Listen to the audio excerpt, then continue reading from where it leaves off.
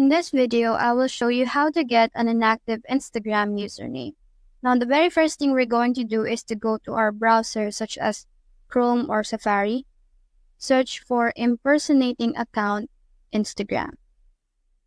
Now, you just have to report an account that's impersonating you on Instagram. You have to fill out a form on how to report an account. Let's say right here. Now, you just have to fill out your full name, email address, the full name that was listed to your account, and the username of the reported account, the username that you want to get.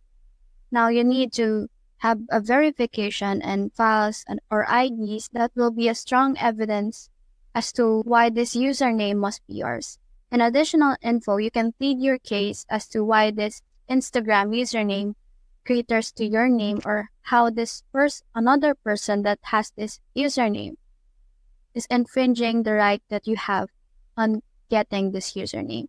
You just need to elaborate as to why this username is very important and why do you need to have it as a username on Instagram.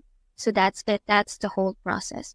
If you have found this video helpful, please leave a like below and subscribe because it helps me reach more people. See you soon.